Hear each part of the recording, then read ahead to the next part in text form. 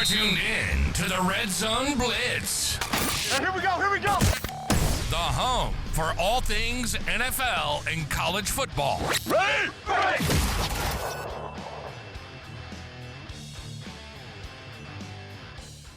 What is going on, everybody? What is happening? How you fellas doing? Good. Great. Fuck yeah. Great times.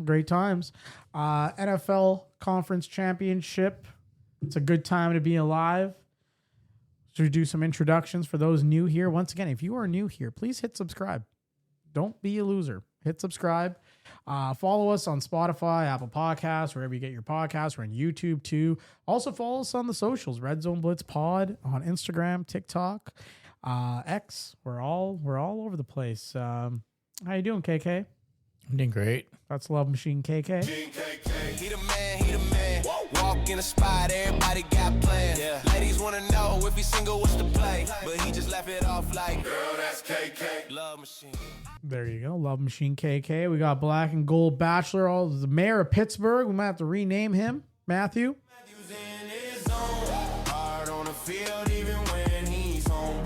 Yelling, here we go, till his voice runs cold. Now, at the time of recording, the Steelers have not hired a coach yet.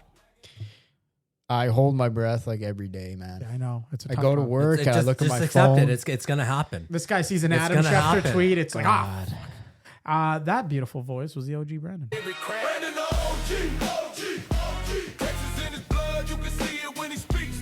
From sir. the Longhorn steeple to the star on the screen. Big talk, big heart, he the captain of the team. Brandon the OG. What's up? There he is. Here I am. Fellas, we are almost at the Super Bowl, which is really sad. I wish I could go back in time and make it August again, where we were gearing up for a preview. I just want to say thank you to every single person that has tuned into our debut season. What a journey it has been. We've had some hiccups. Fucking wild, man. Fuck Nebraska. Over 70,000 streams. 70,000 streams. Over 16,000 subscribers across all platforms. Absolutely That's crazy. bonkers. Fucking Bonkers. wild, man. And we've had our biggest resurgence in the last 2 weeks. We have gained over 5,000 new listeners. Shout out to each and every one of you from across North America. We've got people in Australia, football fans out there that are listening to us. We have people out in England that are listening to us that are football fans. We are international, baby. We are international.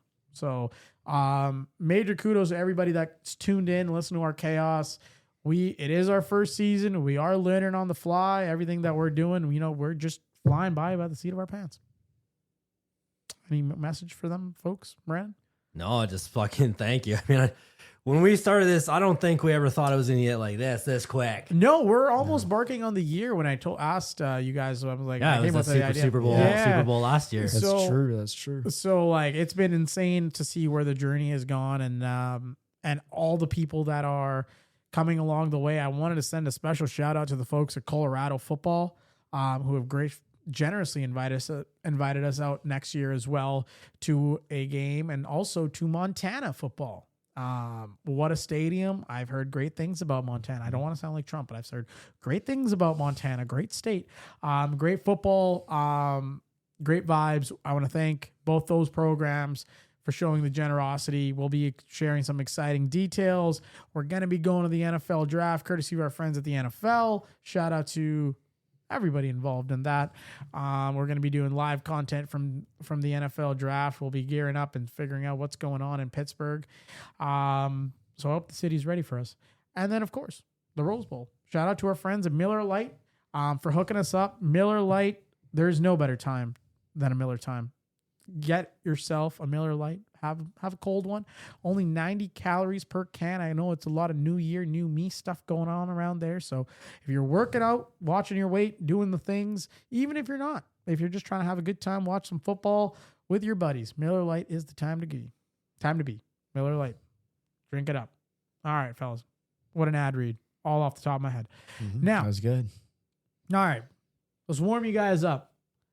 Would you rather have an elite QB or an elite head coach right now?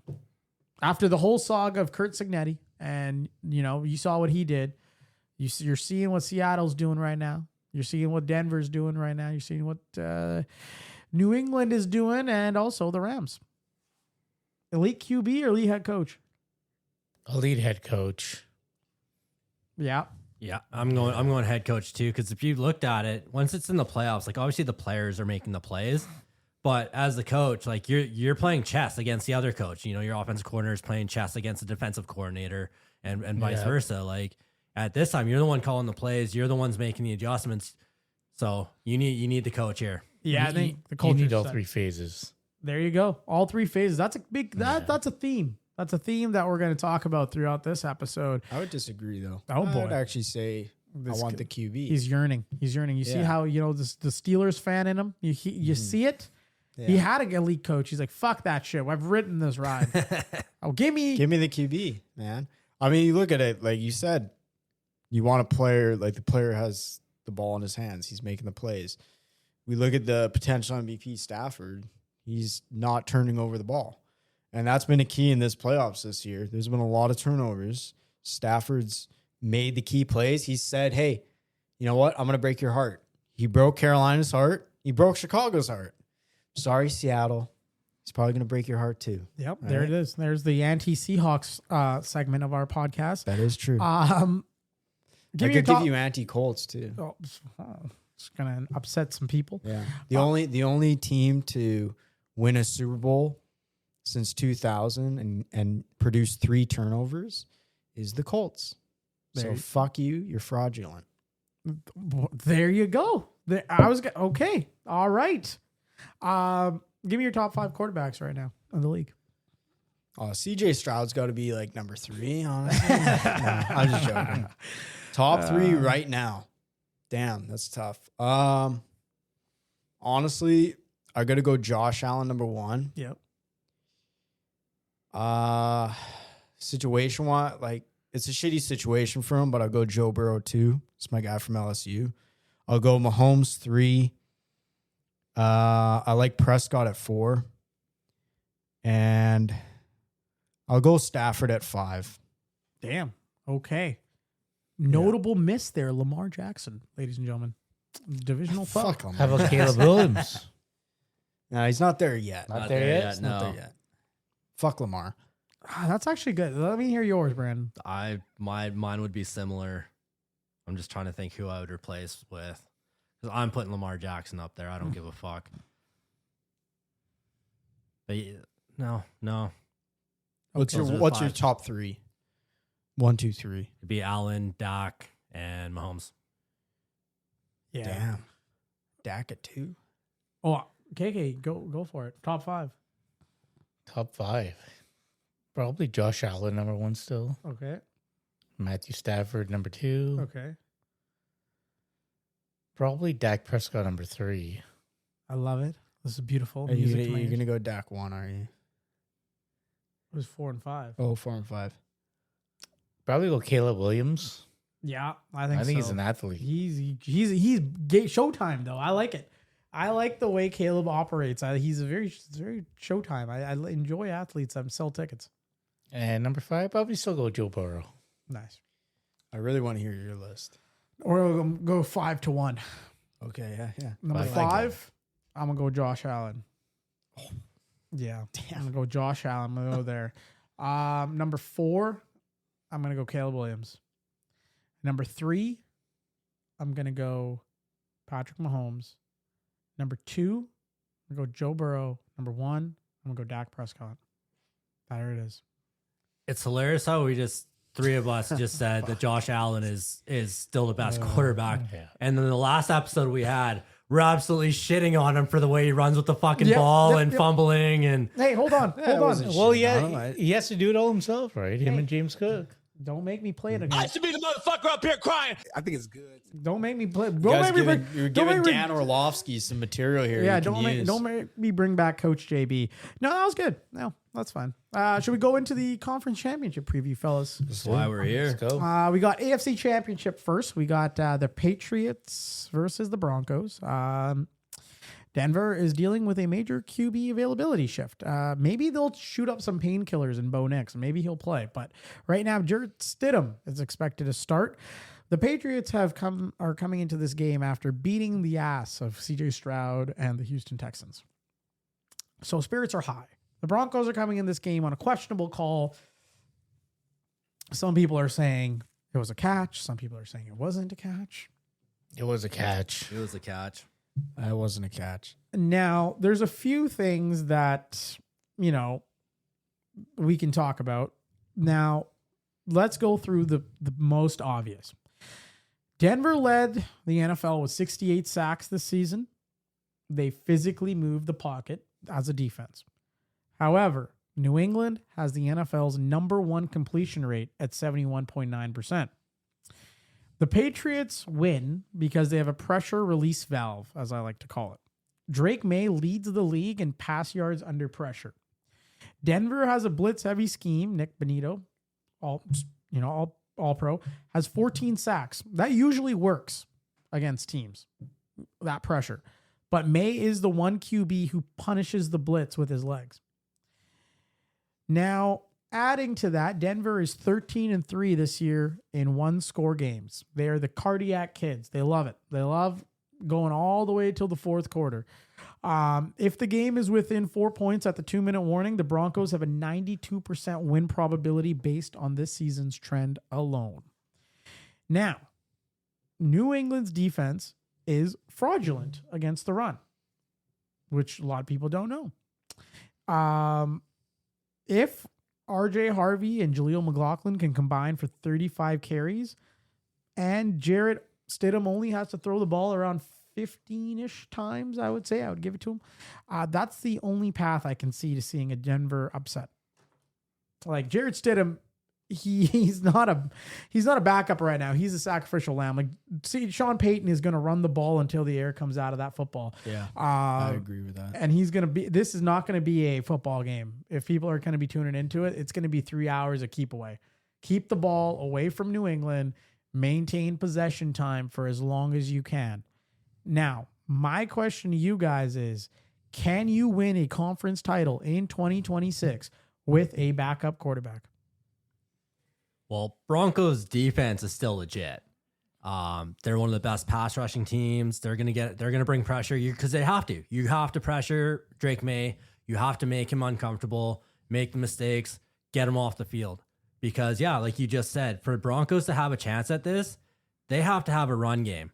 And they don't have a run game. No, but they have to. Yeah. They have to have a run game, and they need to own the time of possession. They got to keep.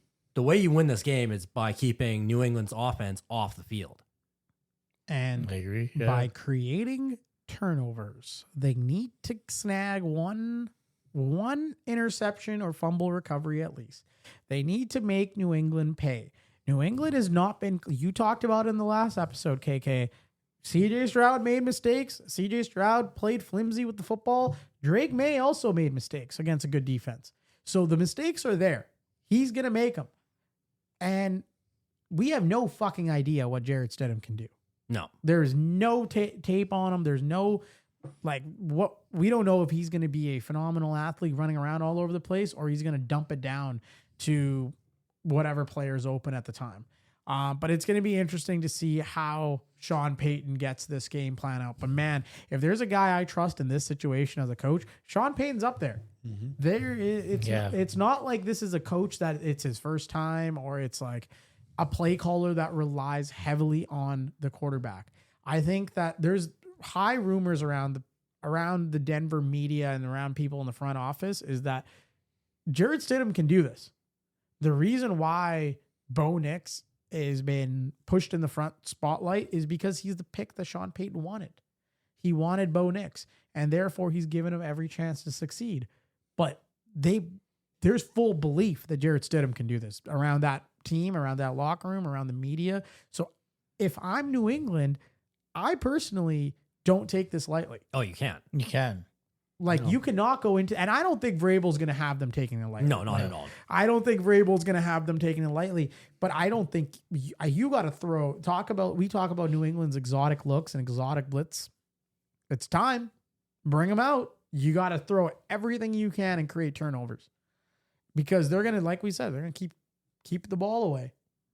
And that's going to be the cat and mouse game that's going to go on Sunday.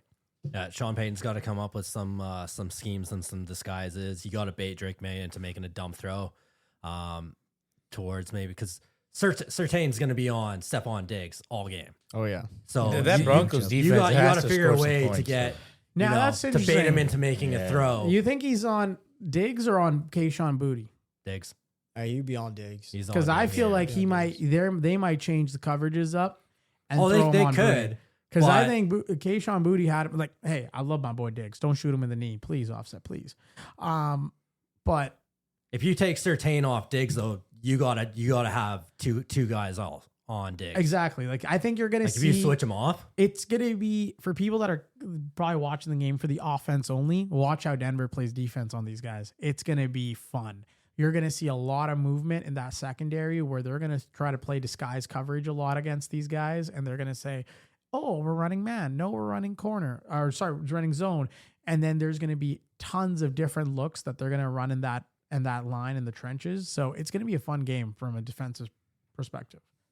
I expect it to be very much like the Houston game. Yeah. Where they're mauling each other. Defenses are coming out with stops, with points, and it's a bloodbath by the end of it. And the game is in Denver. That's huge. that is huge. If this game was in New England, I think the storyline, I think what the type of game would be completely different. Now, Yeah. who'd you guys pick? I'm gonna take the fucking Broncos Wow. because I do not want New England back in the Super Bowl this fucking soon. Yeah, it's after too the soon for rebuild. this nonsense again. They don't need to be back. They don't need to be back this quick. Fucking Fuck them. The And because if you look at the West, if the Patriots win, look who's coming out of the West. I do not need to see another fucking Seattle, New England Super Bowl. And especially where we live.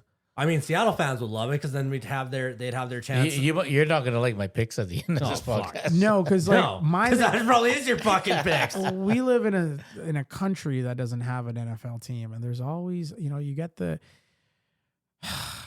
the Patriots fans that have just watched Tom Brady, and quietly their jerseys went away when Mac Jones got there. Their jerseys never came out. There's no jerseys that I never see many Patriots jerseys, and there are no jerseys to be seen. Well, if they win, you're gonna see a lot of Drake May jerseys. Already, Already, already the seen amount that. of Patriots fans that have come out of the woodwork to suddenly don all Patriots apparel and it's all about the Patriots way. Blah, blah, blah. You guys make me fucking sick. It's the Patriots way. I don't mind the actual people that watched them when they were bad for those 2 years, which is not a long time to be bad. Ask a Jets fan how they feel. Yeah. 2 years is. But like, I don't mind them, but I really don't like the casuals that hop on this bandwagon and just act like they've been here the entire time. But go ahead, Matthew, make your pick. Who do you got? See, I would really love the Broncos to win this game, and I am rooting for them. But I just don't see it with Stidham. Like I saw a couple games when he was with the Raiders, and I wasn't very Let's impressed. do the milk test. So I did check the milk test, and it's not looking great for Kennedy Jared. Stidham. Let me see. It's not looking great. She is beautiful. Don't get me wrong. That's a great segue. But the milkers, The Not NFL really does love their storylines, though. she is pregnant. Backup They quarterback comes in Hey. in the AFC championship game. I hate to bring it up because you guys are Cowboys fans, but the Eagles did do this to the Patriots with Nick Foles. It could happen. It could happen. I don't see it though. I for Not this a game I have the strong- Patriots. Not a strong milker test. Not Yeah. a strong milker I have the page for that reason. I have the not for just for that reason. For multiple reasons, mainly the Stidham playing as a starting QB. I think the Patriots are going to win this, but I'm really cheering for the Broncos. I'm taking the Patriots in this one, all because Bo Nix is out. Yeah, it would have been such a I think it's going to be a chess match though, and I think yeah. I've got. I just think the Patriots offense is just a little bit better. I've got Denver Broncos. I love my guy Sean Payton. I always wanted him to coach the Cowboys in my lifetime. My ideal coach. I think he is an absolute assassin. I think he's an absolute villain. Bounty killer. I think he is pissed off to the smithereens that Bo Nix got hurt on a nothing play, where I think he was QB kneeling and he got hurt. There's No, I don't think it was on that. I think it was a QB draw or something like that. It was something where it was like he didn't need to make the play and whatever. Yeah. But having said that, Sean Payton's going to be out for blood. I think he's going to be out for blood, and I would not be surprised to see Mr. Drake May take a couple late hits. They're going to be out for blood in Denver. I'm going to go with my boy Shannon Sharp's former team. I'm going to go where Peyton Manning should have played his entire career instead of that cesspool in Indianapolis. Stupid Colts. We're going to go Denver Broncos. Bring it home. Bring it home. Fuck the Patriots. Exactly. All right, fellas. Seahawks. Rams. Divisional game. Divisional game for all the marbles. Can it get any better? It is going to be a fabulous time. All right. Are you guys ready? Let me break down the data. Let's call it the Lumen Field curse. In week 16, the Rams put up 581 yards, the NFL season high, and still lost. Because Seattle is the only team that can survive a Stafford superhero game by using the Zackward pass, which was a backward pass somehow. Seattle wins because Jackson Smith-Njigba. He's the NFL's yardage leader at 1,793 yards. The Rams secondary is ranked 25th in defensive passing. They cannot stop JSN in the slot. That is the X factor. The guy's done it all year. Biggest game of his life. It is time to go out there and do it one more time. And then another time after that. The stat you need, Sam Darnold has a 60.74 pass EPA. That's top 5 in the NFL. People still treat him like a bridge quarterback. Matthew, you love to treat him like a bridge quarterback, but he is playing like an all-pro. The stats are there that they back up this. And you never know when the guy might start seeing ghosts again. That's why I want to preface this by saying, the enemy argument here is Matthew Stafford and Puka Nacua. I think if you're a Rams fan, those two together, dynamite. In their last meeting, Puka Nacua had 225 yards and 2 touchdowns. Seattle's kill switch only works if they can double team Puka, but that leaves Kyron Williams, who is a 1,000-yard rusher in light boxes. So, fellas, now that we've got some data here, we've got some sort of angle on this game. Rams are coming in this as the underdog. Seahawks have beat the shit out of the last 2 teams they've played. How do the Rams steal this game? Give me the blueprint. Talk to a Rams fan right now. You are one, Brandon, as you have picked them to go very far in your predictions. How talking to a Rams fan, and this does not need to be stats based at all. Give me the vibes. What needs to happen for the Los Angeles Rams to win this game? Matthew Stafford. He's got to ball out, and he's balled out the 2 fucking games that they've played. They should be 2-0 against Seattle this year. Of course they're not, but that's almost a blessing because we keep talking about it's hard to beat a team twice in a season, or the playoffs. It's hard to beat the same team 3 times in a season. Well, they blew it. I guarantee when they started the playoffs, this is the matchup they wanted. This is the matchup that they wanted. They want their fucking revenge, and how sweet to get your fucking revenge by beating them and then in their home and going to the Super Bowl because of it. That is something, man. That is that if you can go out there and shut down this 12th man stuff and snatch their hearts away, that Stafford and Devontae Adams love to do, that's something. So Stafford in the 2 games threw 5 touchdowns, no interceptions. If he plays like that and plays a clean game, no turnovers. And that was a story the past weekend was turnovers. This game, you can't have turnovers, especially against the Seattle defense. You can't do it. What happened in that first game that they played? Sam Darnold, 4 interceptions. And I trust Sam Darnold. I don't know if I'm going to bet it yet, but I mean, I'm on a fucking heater with betting on who's on going to win a fucking Yeah. interception, right?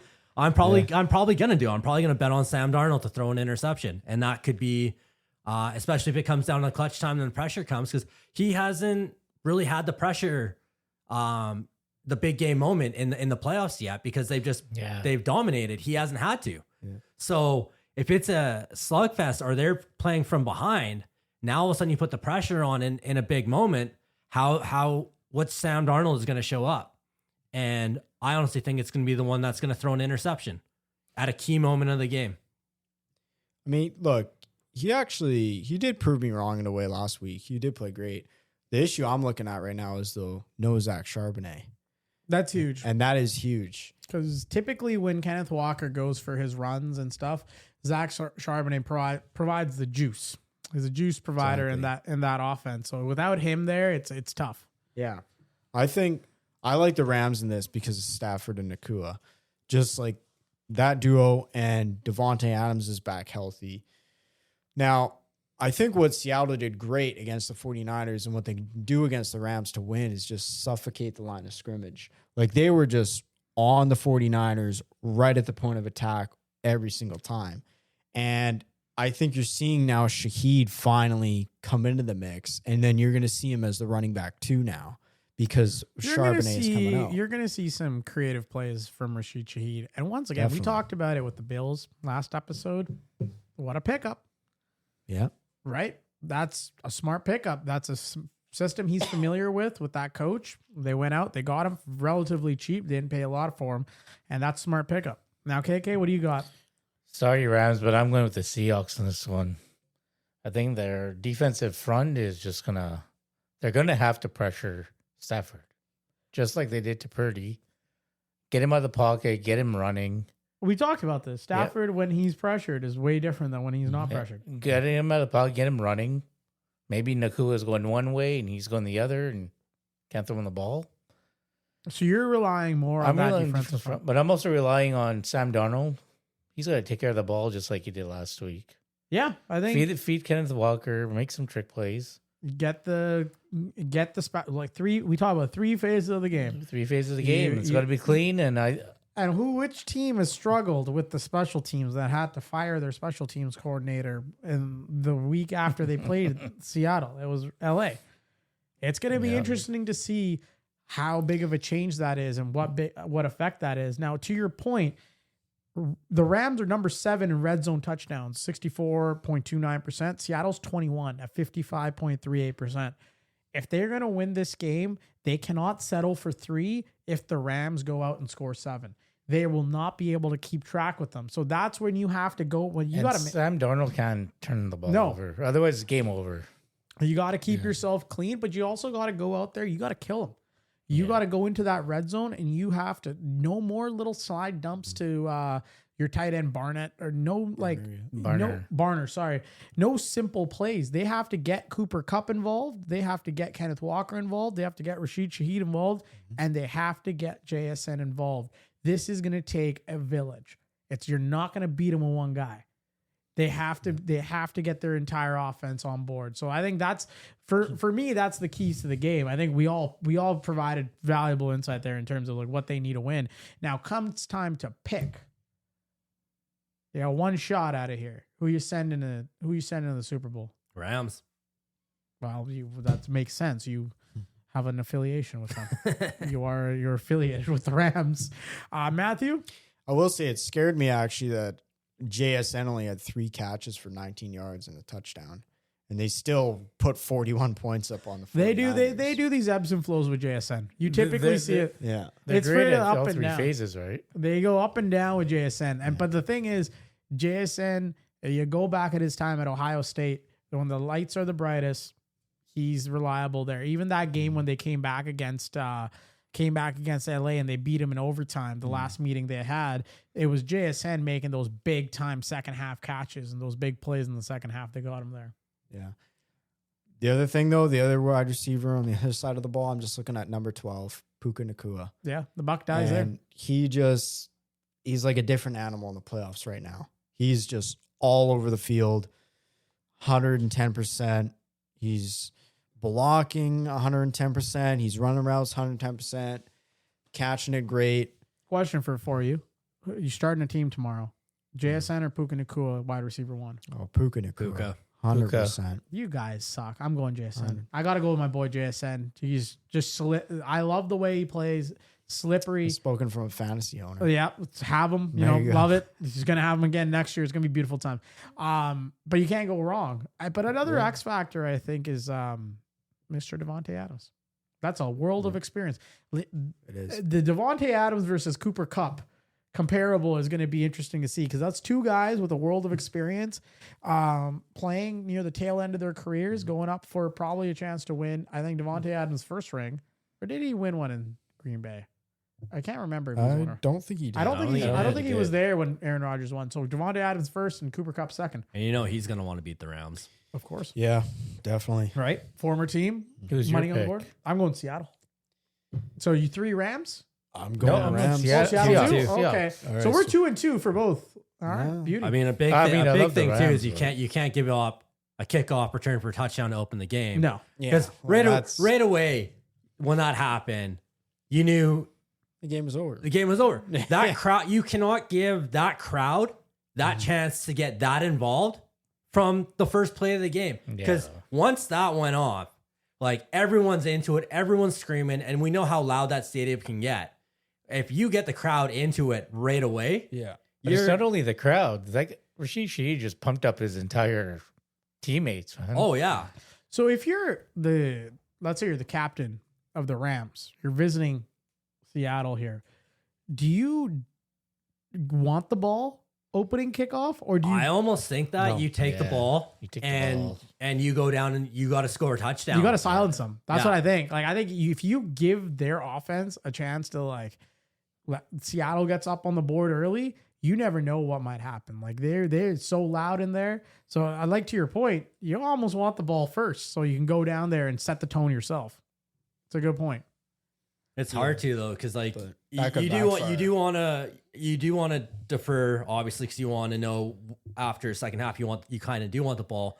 But when it's playoffs, yeah, like you know, when I used to play baseball, AAA baseball, and we did playoffs and we did a coin flip. Our team, if we won the coin toss, we would always take visitors, or if the other team won the coin toss, they'd always, you know, they want to be home. Yeah. So we were used to always being the visitor. So we would always have the game plan of what we want to do. And because we're almost guarantee ourselves that game plan, that first shot, because the other team, if they win the coin toss, they're going to be the home team. If we win the coin toss, we're going to choose visitors. So we're going to be visitor no matter what. So then you can kind of control. But if you go out there and you win the coin toss, you have to go down there and you have to score 7. So you let them get a stop, you're in trouble. Yeah. Right? Now you're screwed. Now you've given up You possession. don't want that crowd getting into it right off the bat. That's what I mean. So if you go down and you score, you say, I want You the ball. silence the You win the crowd. coin toss and you want the ball. You go down there and you score 7. Get the crowd a little bit out of it, and say the next play you get a 3 and out. That crowd's going to go silent real quick. Yep. Whereas you give them the ball, they go down and score 7 on you. Now the crowd's into it. Now it's your turn to go down. And if you get a 3 and out, Pressure's that crowd's just going to get even wilder. Yeah. Pressure's on. Pressure's on. Great picks, fellas. Great stuff. Let's move on to the next set of business. The good old coaching carousel in the NFL seems to be going crazy just fine. We got some positions filled. Some are still open. So the New York Giants announced John Harbaugh is going to be the new head coach, and he was introduced by his GM today, who he will not be reporting to. Have a listen. We were looking for a proven winner and an elite leader. We're fortunate we were able to find both. John Harbaugh's amassed 193 career victories, 13 playoff wins, and a Super Bowl championship. John has built a foundation of culture, player development, and toughness throughout each of his programs that he's been a part of. He's a proven winner. And when we set out to do this, we knew that John was going to be the perfect person for the New York Giants. When we did our research, what continually came up was John's respect that the players had for him and the ability to develop young men. And with that being said, I would like to introduce to you the next head football coach of the New York Giants, John Harbaugh. Okay, a couple of questions. Why is he so fucking out of breath? Yeah, what the Yeah, fuck I was going is to say, did he that? just come from like a run or something? Like, or why is he dying? He's got He was probably late to the these motherfuckers about to have a heart attack. Yeah. So John Harbaugh goes to the Giants. Great stuff. He will be reporting directly to the ownership. That is something that Harbaugh did in Baltimore. The Giants have never did that. The Giants have always been, you report to the GM, GM reports to the ownership. Now, how they got here. So, rumor on the street, verified by multiple sources, is John Harbaugh was about to leave. He was about to say, goodbye, New York. I'm going to go to the Titans instead. And the reason being is he wanted to go directly to the owner. And the ownership group was like, well, John, that's not how we do it here. So when they found out he was about to leave, they basically met him in between Baltimore and New York. And they were like, okay, what's it going to take? Well, they dropped a $20 million check. And they said, you know what? You report directly to us. We don't care. And they just signed a little paper that said to the GM, you know what? This is how it's going to go. Now, I personally, if I am the GM who was just speaking of the New York Giants, I probably wouldn't invest in real estate in New York for for a long time. I'd probably try to start selling my assets because the timer on his stay in New York is starting to tick as of right now. And I say that because Harbaugh said all the right things in the press conference. He said, I want to make the playoffs. I expect to make the playoffs. For whatever reason, if they don't come out of the gate and they're not making the playoffs, or there's some issues at this draft where he wants to draft a certain guy and the GM wants to draft another one, I'd be on the lookout for that. That might be a little bit of a problem. Moving on, Falcons. They hired Kevin Stefanski. They hate Deion Sanders. Deion, you should have never gone to Atlanta. They do not know how to respect a man of your stature. Now, how dare they hire the man that treated Shador like this? How dare they? Kevin Stefanski goes to the most non-suitable place for him. He does not deserve to be in Atlanta. We need to get Robert Saleh in Atlanta. We need to get some brothers up in Atlanta. We do not need Kevin Stefanski in Atlanta. Anyways, Miami, Jeff Hafley. They hired Hafley, first-time head coach, responsible for the Packers defense. Tennessee Titans hired Robert Saleh. Saleh obviously was a defensive coordinator for the San Francisco 49ers this year, and he was chosen over finalists like Matt Nagy. Now, who is vacant? So vacancies right now. Oh, also Mike McDaniel got hired in LA. He's a Chargers OC now. So that's a name off the block. Arizona is vacant. They also lost their offensive coordinator, Drew Petzing, to the Lions. So that happened. Baltimore, they are doing their early rounds of interviews. They have nobody there. The Buffalo Bills. The Bills fired McDermott on Monday. Search is just beginning. There's no confirmed interview list yet for us to talk about. And the Cleveland Browns. So the team's got a posted candidate list and it started their second round of interviews. Jim Schwartz is, of course, mentioned there as well.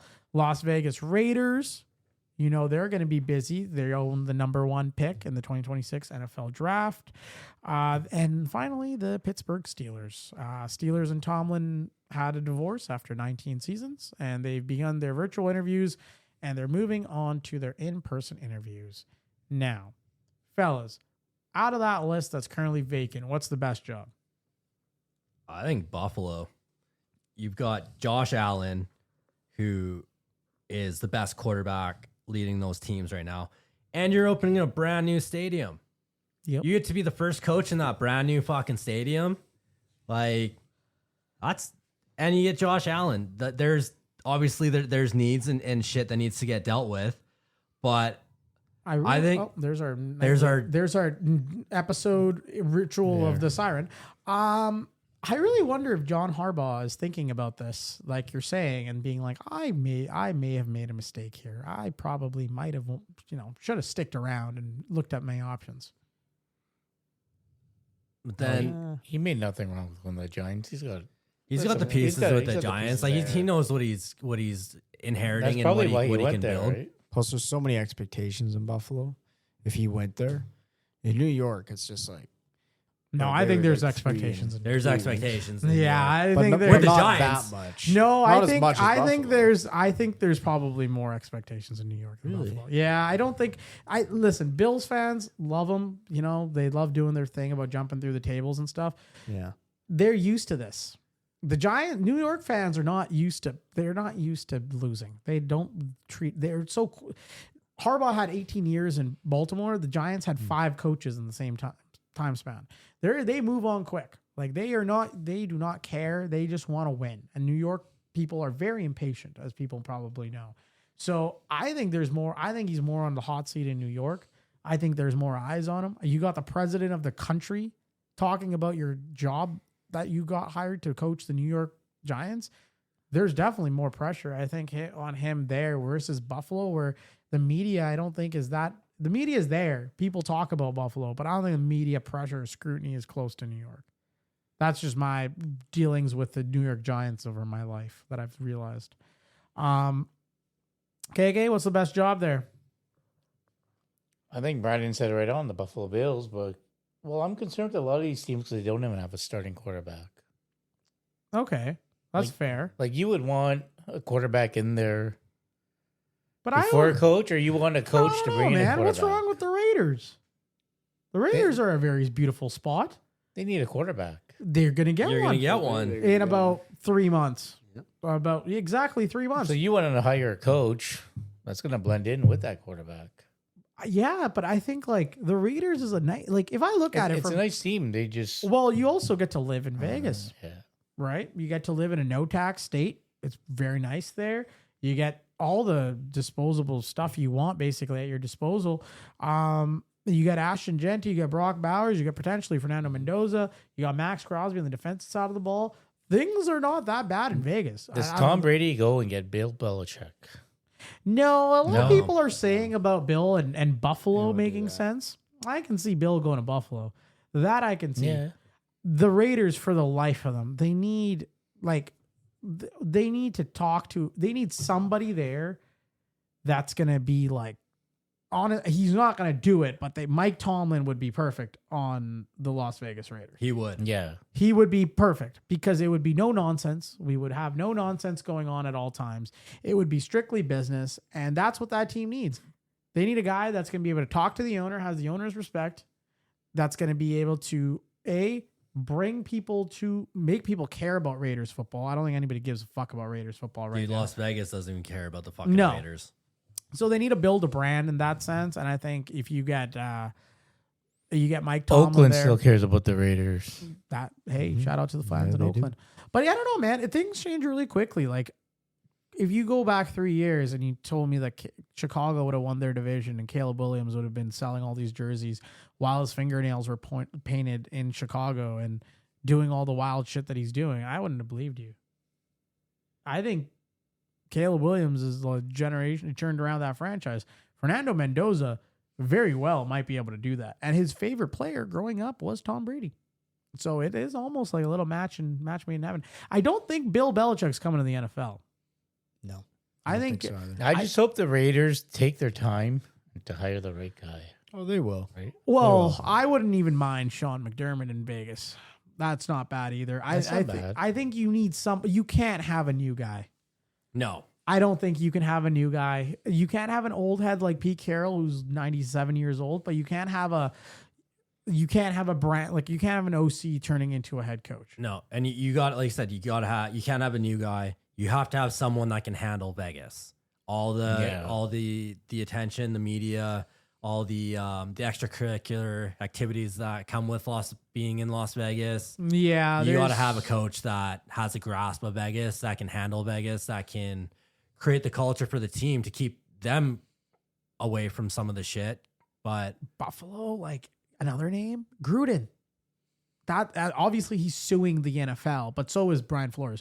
But Gruden would be awesome with the amount of love that he has for quarterbacks. Him and Josh Allen together. and with Josh Allen, That would be a match made in heaven. They would love each other. It would be great. It'd be the biggest bromance in the world.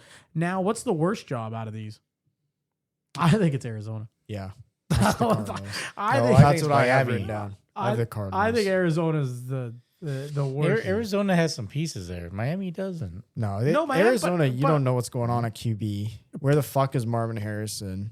You also got to look at it like 49ers, Seahawks, Rams. All three of those teams made the playoffs, and the Rams and the Seahawks right now are in the championship game. That division is difficult. Yeah, it's very challenging to turn it around. Running back health is bad, and then you lost your offensive coordinator to the Lions, which I don't know what the fuck the lines I don't are know doing. what crack the Dan Campbell is smoking, where he's like, I loved what Arizona did this year. Let me get more of it. Yeah. I don't understand what is going on in Detroit. We'll talk about Detroit in our offseason episodes, but my God, they better figure their shit out. They better figure it out quick. Now, Cleveland. Why the fuck would you want to go to Cleveland? That was mine because Cleveland, no matter what, it's still Cleveland. You're still Until they fucking love prove that.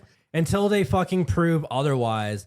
Like them as a franchise, like there's like we've been talking about, they're thinking about taking another fucking quarterback. I'm over here saying you can't fucking take another fucking quarterback. You started this season with 5 quarterbacks, then you fucking traded for another quarterback because whatever's nuts got fucking hurt or something, and then all season it's like it's just a shit show. Like, okay, cool, you've got Myles Garrett and that's great, but it's still the fucking Cleveland Browns. No, there's nothing promising. Like, there's about nothing. that. No. From an ownership, Until proven otherwise, the Cleveland Browns and the New York Jets, until fucking proven otherwise, are the 2 fucking shittiest franchises.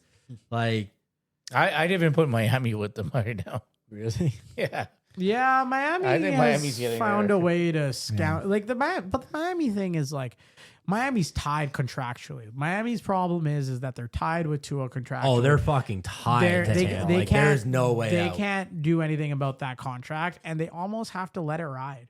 They have to let the next few years, and makes sense why they're hiring Jeff Hafley. And they're like, at least let's get the defensive side sorted out. The offense can shit the bed, whatever. We'll deal with it. Quinn Ewers can manage the front for the next year. Cool. But let's trade Waddle, number 1. Let's see if there's a market for Devon A-Chain. I know the Chiefs are looking for a running back. Let's try to get younger on the offensive line.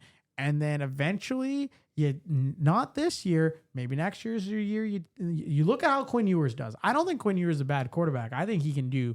So basically, it's a rebuilding. 100%. rebuilding. Absolutely. I think if you're Miami in that division with Buffalo and New England, I think you look at it, you're like, you know what? I'm going to take a second, wait till Buffalo's downfall comes, and I'm going to come back on the other side. And I think you build a defensive team, because you look around the league, Houston made it in without much offense. Even Denver, we're revering Denver right now, but it's not like Bo Nix is out there doing crazy shit. They don't have the best wide receiver group or the running backs. They're doing it based off their defense. Yeah, you could argue New England's actually doing well right now based off defense. New England's doing well. Seattle's doing well off their defense. I think the future of the league is you build out your defense, and then from there you go and move on to your offense. Well, that's what I said with Bear Bryant's famous quote. You know, offense sells tickets, defense wins championships. Yep. Out of these positions, or out of these places, which team is going to fire the coach they hire this cycle first? So you've got New York, Atlanta, Miami, Tennessee, Arizona, Baltimore, Buffalo, Cleveland, Las Vegas, and Pittsburgh. Which coach do you think that gets hired in this cycle? They're looking for a coach next up first. I've got one, but I'll let you guys go first. I have no fucking idea. Like, whoever. Fuck it. It's just guess. Guess to me. It's going to be whoever fucking goes to Cleveland. Cleveland, yeah. There you go. That offense is just a mess. It's just like the Jets. Like, Aaron Glenn's going to get fucking fired after this season. Rightfully so. Aaron Glenn brings nothing to the table. Yeah. Absolute fucking He overrated. tried to build the culture in the preseason, and it didn't happen. No, with his whole fucking, yeah, we're doing this. Like, what was, you vilified Aaron Rodgers and you vilified Justin Fields and you asked him to play tight end. That was your culture. You're a fucking dumbass. My thing is the Baltimore Ravens. I think the Baltimore Ravens are going to try to chase what they had with Harbaugh, and it's not going to work out. And the Lamar Jackson experiment looks like it's about to be the end, which no fault of Lamar's. I think they've given him no real weapons. Derrick Henry is 45 years old. Yeah, He's aging. I think Baltimore's going to, I think, go into this thing where they're going to hire a coach with all these expectations of like, we're going to turn this thing around. We're going to do this. We're going to do that. I don't know about that. And I think to join this list next year will probably be Minnesota. I think and it should have been Cincinnati. I don't know how I don't know how your entire division, Matthew, got their coaches That's fired. what I was telling you guys. And Cincinnati, Zach Taylor's just sitting there twiddling his thumbs. Like it should have been Cincinnati. Cincinnati should have been in this mix.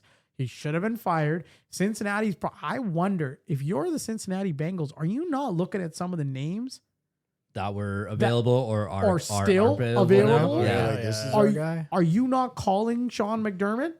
Are you not trying to call Mike Tomlin? Are you not like? I'm very confused as to why they stuck with Zach Taylor. The Robert Saleh, you could have had Robert Saleh. You could have had a bunch of people. I don't understand what they're doing out in Cincinnati. I never will. It's just a cesspool. It's something about Ohio. They're like, oh, we got Ohio State, the university. It's fine. We don't need anybody else. We just don't need professional sports in the state of Ohio. But hey, that's that. Fellas, should we move on to our prospect segment? We've got three stellar men to talk about here. So for this one, we went with cornerbacks. So all four of us picked three prospects, and we're all going to talk about the same prospects, so we can go through all of it. Let's start with Jermod McCoy, Tennessee, 6 foot, 193 pounds. He's almost 21. So he led the Power 4 with a 32% force incompletion rate in 2024 before the injury. Now, the big thing about Jermod McCoy is he did not play this last season. Mm-hmm. He is coming off that ACL injury. Fellows, what's his NFL starter trait? What do you got for him? He's a ball hawk. He goes after that ball. Like, he can elevate for that ball too. Yeah, I think that's the thing. He's not a short corner. He's not a short. He's a guy that can jump. He can go up against, there's few plays that he had in his 2024 season where he's going up against receivers that are 6'4", 6'3", and he's out jumping them. He's out beating them. Well, he's a track and field star. And long jump and running. Yeah, and I've got, and for those people that are listening to this, I want to see some of the highlight stuff he can do. Go look at his interception against Vanderbilt, where that's highlight reel stuff you're going to get out of Jermod McCoy. Now, his 2024 tape, to me at least, it showed his elite plant and drive. So, and when you talk about his athleticism, his ability to have natural hands at the catch point, multiple scouting reports peg him as a press match corner, whose transitions and route anticipations jump out. So I think that if you're an NFL team, you're looking for a corner, you want a guy that's going to be able to like get ahead of the ball. He really mirrors well in man, and he rarely loses phase early. He does jump in breakers, so if there's a 50-50 ball, you are going to see him jump for it, but the tape reflects technique and route IQ. So he rarely ever is caught in those, gambling situations that we saw obviously with Trayvon Diggs, where it's like, it's a boom if he gets the interception, but if he mistimes it or he doesn't judge it right, he gets caught.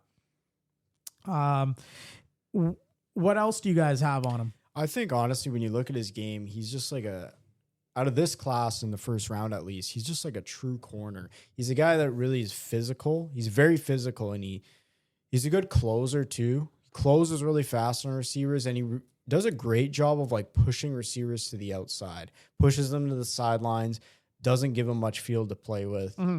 And I think, out of a lot of these guys coming in the draft, he's very physical. Now that's good in the fact that he can hang with the guys that are bigger in the NFL, the bigger receivers. But it could also be a problem, too. He could get flagged for that. I know there's questions about his speed, but, he remains high off wide receiver releases, so he can close really well on them. And I know his run game's a little bit sloppy. There's been questions about his tackling, but I think he can clean that up, honestly. Yeah, so the big thing, like you said, he didn't play this season. He says he's good to go, and he could have played this year, but he just said, fuck it, I'm out. So the big thing with him is going to be, okay, so you're going to have pro workouts. You're going to have to hit the combine and show that you still have it. But when if he played this year, he could have proven that he is the top cornerback. He's that good in coverage. He's really good in man. And he is very physical, like you said. Now, that's a blessing and a curse, because say if it's a game like we just saw with the, I think it was the national championship one, they're fighting for every ball, and the refs are letting him play. Yeah. If the refs are letting you play, he's a lockdown corner. You're not getting shit. Yeah. But if they're calling those, he's going to have those games where he's getting called for PI 2-3 times. So he needs to learn to pick and choose when he's very physical. His grabbiness, yeah, he's got some of that. I think so. But he's very good at mirroring you. He can go step for step. Yeah. He can turn inside, outside. So if you want to make a move, he's not biting, and he'll make that move with you, and he'll just mirror it. And like you said, on the boundary, he's just going to push you to the sideline where you just run out of real estate. And the thing that I noticed with him is, and we're going to do a film analysis for these, so we're going to have proper film, and we'll talk about it on YouTube, on our YouTube channel, and our social media. But he can get eye locked on the QB, so yeah, that that leads to his interceptions, but it makes him vulnerable to the late down wheel routes when a play breaks down. So if he goes up against a QB that's scrambling or moving around a lot, he can get burned there. That's what I've seen with him, but on 3rd and 7, like we talk about a trust factor with a cornerback, his patience. Oh, yeah. That's the biggest thing I think I see with him. Like, he doesn't bite on the first move. He waits for the diamond, which scouts typically, you're going to hear that phrase commonly referred to. For context, that's when the point where the wide receiver commits to the break. That's that point that they call for corners, the diamond point. And he waits for it. And that's where he ends up making the most out of it. I think personally, like wrapping up on him, I think if you're a team in the NFL that has corner depth already and you want to take a flyer on him in the first round, he could pay dividends. The only issue is if you're a team like the Dallas Cowboys right now, like I'll speak to them because they have secondary issues. He may not be that guy in day one. He may be a little bit raw because you don't know what you're getting with post ACL. But he's exactly the kind of guy that Cowboys go and draft. He will be because you look at Rebel Jr. Because you look at Rebel Jr. When they drafted Jalen Smith. Yep, Jalen Smith. He was injured when they took him. Yep. Like listen, if he is at 20, take him.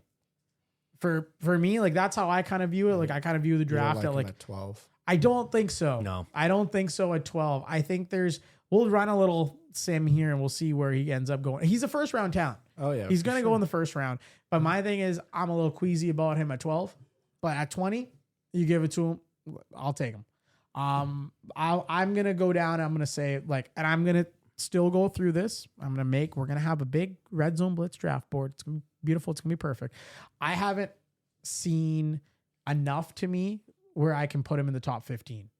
I think he's you give me to any time after 16 to 32, I'll take him. But right now, it's pretty much what he does in the NFL Combine. Yeah, exactly. Stuck and ride or stuck and draw. If he comes out on the combine and you see him burst, that speed is there. If he goes and does some pro workouts, and it's all about the more tape he can show us. Yeah. Because right now we're looking at 2024 version of him. That's what we have to judge on. And that's like where we can make this consensus. If he comes out on the combine and he shows out his speed, his burst, and his ability to still elevate and make those vertical plays, there might be a scenario where we're talking about him in the top 10. Mm-hmm. Oh yeah. Oh yeah. I'm saying right now, without at the time of recording, I would say top 15. He's probably not in there for me right now. But if he goes out and shows out at the combine, I can see this guy in the top 10. Easy money. He's probably going to be battling for that number 1 corner spot. Yeah. Now, over one of my favorites, Avieon Terrell, Clemson. He had 5 forced fumbles, which is a Clemson defensive back season record, 3 sacks. Remember, he's a corner. Disclaimer, he's a corner. He's a corner. These are all corner metrics. He's an All-American profile. He's a Thorpe Award semifinalist. Like I said, set the Clemson defensive back record for forced fumbles, 5 in 2025, 8 in his total career. Through his career line, he's got 128 tackles, 30 PBUs, 3 interceptions, 4 sacks, and 8 forced fumbles. He's PFF metric, 94.1 pass rush grade, ranked 3rd among all FBS cornerbacks. Fellas, he is a monster. He's a fucking ball of energy. He is all over the field. And he doesn't give up on plays. Like you said, he had the 5 forced fumbles. I think he had 8 over the 2 years, which is another school record. He just fucking, he runs you down. Like he's got the speed that if you think you have separation, he's catching up to you and making the play. And with the forced fumbles, like he's going for the ball. Oh yeah. Like, and then with the sacks. So it'll be interesting to see with him because he's only 180 pounds. Like he's a leaner guy. Small. And he's 5'11" too. Yeah, So he's 5'11", 180. Especially with how he can blitz, you're probably moving him inside to the nickel. That's where I have him. Covering the slot or hybrid up nickel. on the blitz packages. Well, what you get out of him too is he's a three down player Yeah, compared to I think so. I think compared to like a Jermod McCoy. I think you can use him Because for he can blitz. the versality. Yeah. He'd be great in the zone too. Because like right now, like he's probably going to struggle against that 220-pound X receiver on the boundary. But like you said, you throw him in the slot, he's a nightmare. Like he's going to disrupt quick game timing. That's where I see a lot of his game at. He's not as grabby as McCoy. Like he's not working. He's not focused more on the grabbiness. He is really on timing. Timing and physical. Once you have the ball, he's trying to rip that fucker out of you. He's trying to hurt you. Oh, he is trying to hurt you. He's fucking violent. You look at the way Like- he goes in for those hits. He is in the full intent to hurt you. Like he's one of those guys when you talk about, you woke up and you chose violence. He wakes up and he chooses violence every fucking day. Like he wants to hit you. And Like he doesn't even have to tackle you. Like when I was watching the film, half the time he's not even tackling. He's just running you the fuck over, which is surprising because I said he's got a leaner frame, but he doesn't care. He just wants to hit you. Like he's just a bowling ball. But against wrecking bigger ball. guys, like you'd almost want him to wrap a little bit. Yeah. Well, he's going to have to learn that. 'Cause, if they do throw him on the outside and you go up against like your Puka or an AJ Brown or Justin Jefferson, DK Metcalf. like you go up against those big boys. That's a problem. Yeah, that is a problem. And that's why at the next level, I think they're going to use them more in the nickel package and blitz packages. There's also this year, he had only 2 picks, I think. He had three. He had 3 picks. interceptions, and that's a big knock on him. Yeah, a lot of great people, hands. a lot of people are saying, you know what, he's only got 3 picks as a corner. What are we doing here? What's going on? Honestly, though, if he does what he does in the NFL, I give a fuck. You give me no interceptions. Like his ability to do his forced fumbles and his ability to create havoc in that space is amazing. A turnover is a turnover. Exactly. Exactly. And I think for him, like you can build your big nickel packages around him, and I think he's going to excite a lot of defensive coordinators. A lot of defensive coordinators, I think, are going to be excited about the possibility of drafting this guy. When it comes down to it, if he is available, He's still a really young guy, 21 years old. he is right? very young. And his brother plays in the Falcons as well as a cornerback. Yeah, that's and PFF's got A lot him of ranked comparisons. 18.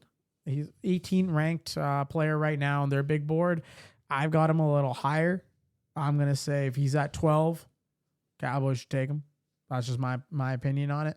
Just based off the versatility, because you can use him in so many different spaces, and I'm so used to watching cornerbacks not being able to tackle for the last for Dallas, fuck. the amount of times I've watched these guys just let guys walk through, because like he's going to be most valuable in the run game and on screens, areas where most cornerbacks are passive. And he's good at reading those too. Like Yeah. his reaction time to those, spot on. I love him, and I think he's one of my favorite players in this position in this draft so far that I've watched. So I'm excited for him. Now moving on to our third one, your boy from LSU, Mansoor Delane. He's a transfer, 2025 unanimous All-American, true boundary cornerback who elevated his stock with an all-SEC caliber season. He's widely projected to be a round 1 pick. Of course, his 2025 stat line, 45 tackles, 2 interceptions, 0 penalties. Zip. That's huge for a corner. Yeah, and I think the biggest game, if you want to watch his game, go watch him against Alabama. I matched against their best wide receiver, over 40 snaps. He allowed 0 receptions and forced 3 incompletions. That's money. Like that's stats. That's money. Like that's a guy who does it and produces at a high level. I think I've got on him. His length and reactive hips are his best traits. He plays on top of the route, which means he never allows the wide receiver to get in his blind spot, which we talked about that game with Chicago against LA. you want to make sure that your wide receivers are in front of you and you don't lose them because you never know when that crucial play could be coming down. On 3rd and 7, I got him as a boundary press man. He's only one of the 3 you feel 100% comfortable leaving on an island against an NFL wide receiver 1. He's got the versatility to spot at nickel and execute zone rules. LSU and scouting, no cross training, but his best ball is on the boundary. So that's what I've got on him. What do you guys have on Mr. Mansoor Delane from LSU? I just like how the guy he transferred to LSU to play with better players. Yep. Yeah, he learned how to play nickel, safety.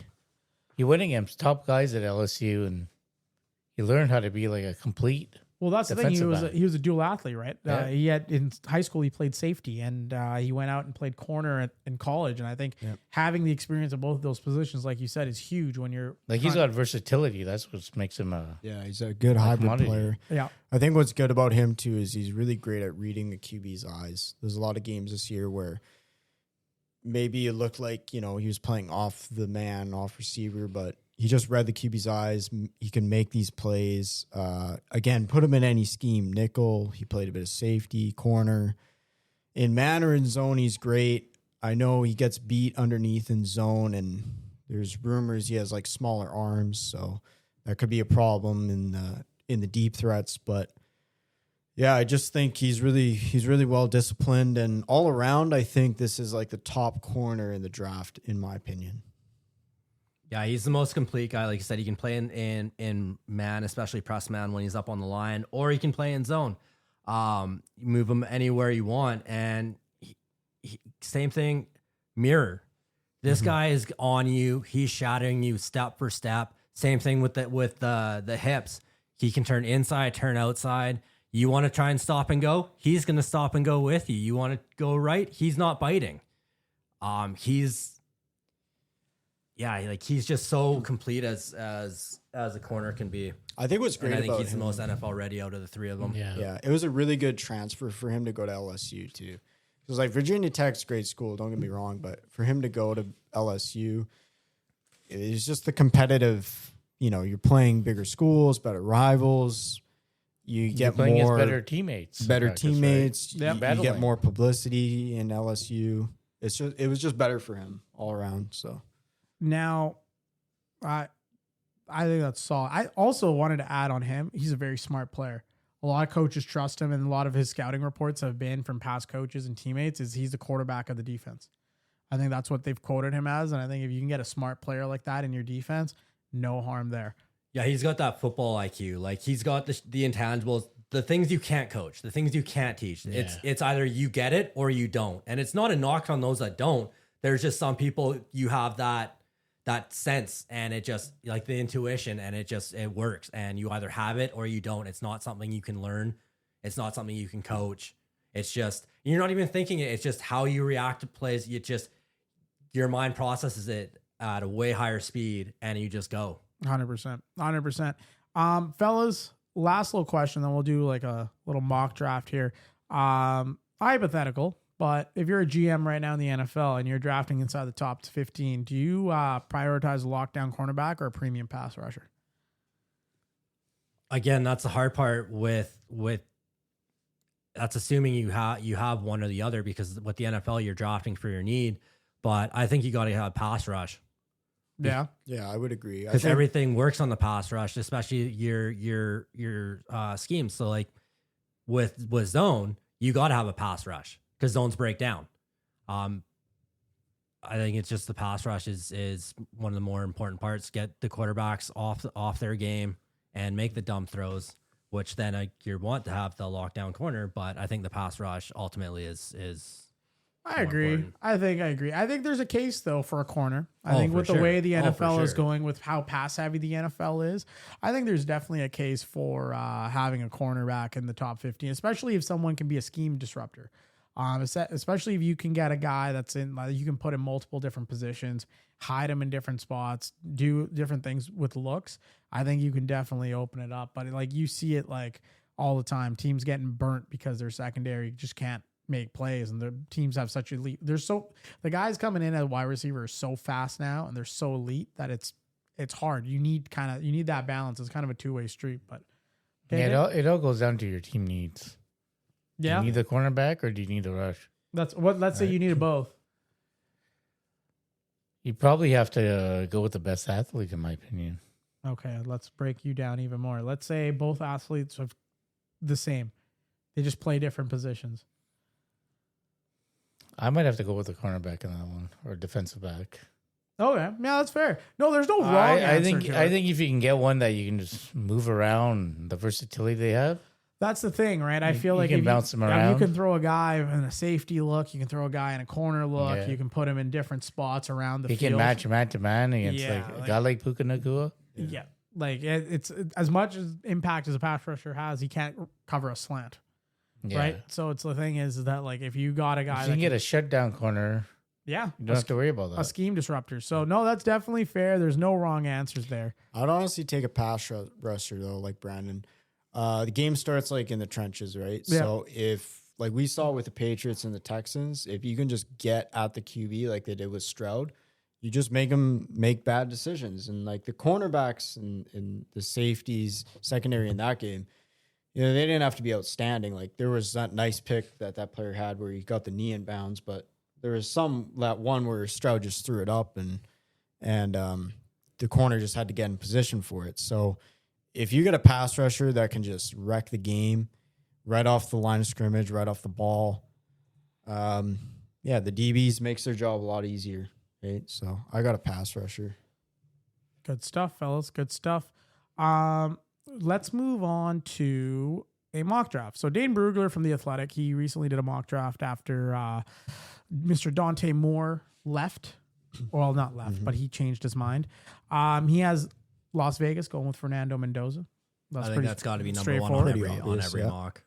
Speaking of edge rushers, Arvil Reese, Ohio State going to the New York Jets. I mean, I can see that if they decide to keep him there. You've got Spencer Fano, offensive tackle, going to Arizona. You know what? Take him there. That's fine. Beautiful stuff. Carnell Tate, Tennessee Titans. I could see that. You need a weapon. And then Jordan Tyson going to the Giants.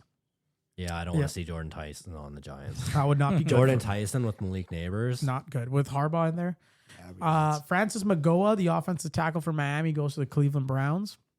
Hey, not a quarterback. Hey, if the Browns took a quarterback, I know. That's why I said that would be terrible. That would be nuts. Washington Commanders take David Bailey, edge from Texas Tech. Okay. That's what they need. New Orleans Saints take Jeremiah Love, running back from Notre Dame. Holy fuck. There's a name that's really dropping in this mock draft. Jeremiah Love going down to New Orleans Saints. Caleb Downs goes to the Kansas City Oh, Chiefs. fuck no. Of course. Fuck that would be spectacular. Cincinnati Bengals take Reuben Bain That's Jr. the guy. Yeah, that was a big drop there. That'd be huge. Miami Dolphins. So the first corner that we covered, Jermod McCoy from Tennessee. The Miami Dolphins take, with new general manager John Eric Sullivan, take him at number 11. And the Dallas Cowboys, and this take Sonny Styles. I'll be very happy with Sonny I'll Styles. be happy with Sonny Styles. We haven't talked about Sonny Styles yet, but I would be very happy, over the moon. And the Rams, with their pick from Atlanta, take Mansoor Delane. My God, the rich get richer. Mansoor Delane on the Rams would be. That's a perfect fit. You got Jared Verse That's a cool creating fit. chaos. You got Mansoor Delane out in the secondary. Ravens got Vigaone, the guard from Penn State. Bucks get Keldrick Folk, edge from Auburn. All right, they need that. The Jets, with their second pick, get Makai Lemon from USC. I think they need more help before they get a wide receiver. Yeah. No, but screw it. The Jets are jetting. The Jets are definitely jetting. That is jetting. The Detroit Lions take Caleb Lomu, offensive tackle. I think that is going to be the pick. Yeah, Detroit I is like going to that pick. take a offensive tackle there. Minnesota takes Kenyon Sadiq, the tight end from Oregon. Right? Okay. I guess I'm assuming TJ Hawkinson is gone. Carolina Panthers take Peter Woods, defensive tackle from Clemson. That's fine. I can see I that. can see that. Dallas Cowboys, Avieon Terrell. Hey, you give me a draft with Sonny Wow, Styles. you would and just love Avieon that Terrell. draft. Avieon Terrell, that's money. Yeah. Give that, beautiful. It's going to be great. Pittsburgh Steelers, any guesses? Ty Simpson? No 6 picks involved, but yes, Ty Simpson. Fuck off. 21. Los Angeles Chargers take Brandon Cece, cornerback from South Carolina. That's another name we're going to cover. Brandon Cece is going to be he's got crazy explosive combine potential. 6 foot, 190-pound corner, is fast. He is quick. Philadelphia Eagles take Caden Proctor, offensive tackle / guard from Alabama. 6 foot 7, 360. He's a big boy. Huge. You got Cleveland Browns with their second first-round pick. Take Casey Concepcion, the receiver from Texas. Concepcion from Texas A&M. You got Chicago Bears taking Caden McDonald, defensive tackle from Ohio State. Yeah. Hey, that's not bad. That's a great pick. That's not bad. Buffalo Bills take Cassius Howell, the edge from Texas A&M. Okay, Buffalo. 49ers take Monroe Freeling, offensive tackle from Georgia. Houston Texans take Caleb Banks. That's a good pick for Houston. Yeah. The rich get richer on that defensive line. And then the Los Angeles Rams with their 29th pick take Emmanuel McNeil Warren, safety out of Toledo. So they ended up getting Mansoor Delane. They doubled down and they got Emmanuel McNeil Warren. The Rams would be good for a while. New England Patriots take Akeem Mesidor. That's a great pick. That's my guy. Yeah. Fellow Canadian. He's older. He's going to be 25 in April, but hey, Mike Rabel's going to do great things. Broncos take CJ Allen, linebacker, Georgia. And the Seattle Seahawks take Colton Hood, cornerback, Tennessee. Now, if you're wondering about the teams with no first-round picks, they got 47 Indianapolis Colts taking R. Mason Thomas, edge, Oklahoma. Atlanta taking Eli Stowers, tight end, Vanderbilt. Now, why the hell would... Okay, I guess Kyle Pitts is on an expiring deal, and he did have an all-pro season. He could be leaving. Green Bay Packers take Devin Moore, cornerback at 52 from Florida, and the Jacksonville Jaguars take Dylan Thienem, safety from Oregon. All in all, fellas, as a Dallas Cowboys fan, I am very happy if I end up with Sonny Styles and Terrell. Oh, fuck yeah. I would be over the moon. That marks another end of our episode, fellas. Wishing you guys all happy conference championship watching. Once again, if you have not drank a Miller Lite while you're watching football, what are you drinking? Come on, get it right. Get to it. In the meantime, if you have not subscribed to us, shoot us a follow. Red Zone Blitz Pod, TikTok, Instagram, X, we're everywhere. You want to write to us, redzoneblitzpodcast@gmail.com. Until next time, this is G. Brandon. Matt. KK. And we're out.